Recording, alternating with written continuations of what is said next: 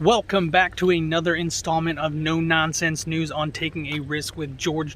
Today is Thursday, October 22nd, and here's the headlines.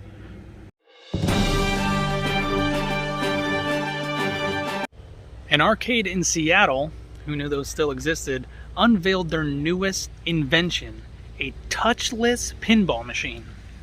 The nearly 100-year-old invention is finally getting a revamp. Somebody finally decided to take it upon themselves and install foot pedals instead of hand pedals. The owner of the arcade is giving 100% of the credit to his genius employee, his words, Alex, aka Sleepy, for coming up with the design. So I completely understand the idea of changing the handles to foot pedals, but what are you supposed to do when you want to thrust into the machine, to give it that little extra oomph? So not only has this arcade given a facelift to one of the greatest treasures of our nation, the owner of the arcade is also encouraging kids to bring their Nintendo Switches and play with their friends there. So instead of sitting at home comfortably playing with your friends online, you now get to stand in a building 6 feet apart with masks on playing with your friends online.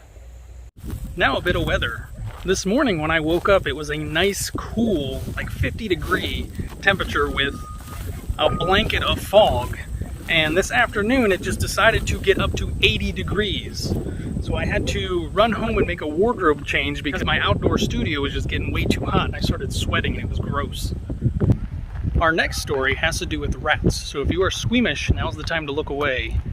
A long-lost Manhattan painting was recently found in a couple's apartment. While visiting the museum, a Manhattan woman noticed that the Jacob Lawrence's The American Struggle exhibit had very many resemblances to a painting that she saw in her neighbor's apartment.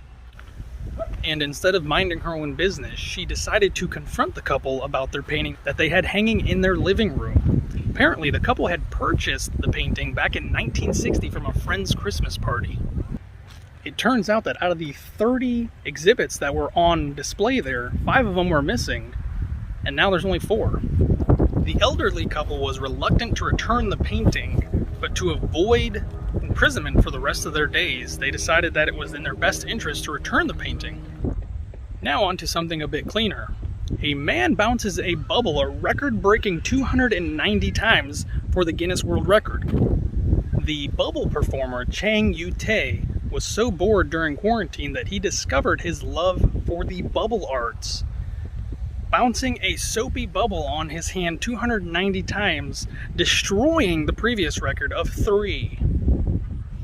This next story wrote itself. I had no part in the making of this, at least the headline. A Norwegian official is officially apologizing for making 2020 an hour longer.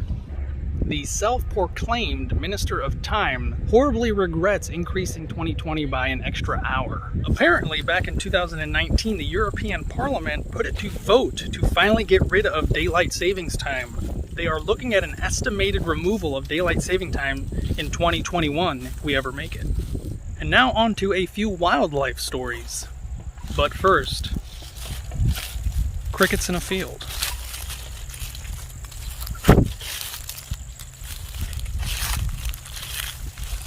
I'm just scaring away the local hecklers. They've been awfully quiet. Maybe they actually think I'm funny. It's not as cool as fish jumping in a pond, but hey, still very neat.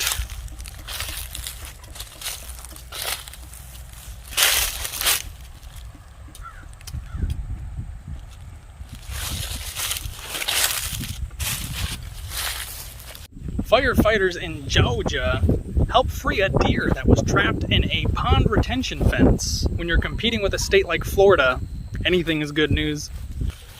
The fire battalion attempted to lure the deer towards the gate opening, but it was very reluctant, and they ended up cutting a hole in the fence to usher it out. On its way towards the hole, the deer jumped over the fence, flipped them the bird, and kept going. Over to Utah for our next wildlife story. A deer charges a wildlife official. After saving the deer from being trapped in a hammock, the deer then turned around and charged and tackled the official that saved it, There is footage of this, and I suggest you go watch it after this because it is hilarious. But please stay tuned for the rest of my stories and then go watch it after the fact. After tackling the official, the deer was heard shouting as he ran away, "Them Georgia deer are punk. Us Mormon deer don't mess with." A Nebraska man won 2 scratch-off lottery ticket jackpots in 1 year, officially putting Nebraska on the map. The grand total winnings of $150,000 officially boosted Christensen, the Nebraska man who won, into the richest man in Nebraska's position. Christensen finally has enough money to live out a childhood dream of changing his name to Warren Buffett. He also has very big plans for the other $149,941. He plans on buying the house that his daughter recently passed away in. Thank you all for tuning in to No Nonsense News. If you enjoyed the stories, please subscribe down below and turn on notifications so you are alerted next time I submit a video. If you're a longtime fan and have been wondering on how you can help me out, the best thing you can do is share my videos. Go over to your Facebook and post a link to my video. That would be the best thing anybody can do for me if you guys love me. If you don't love me and don't care, still share it.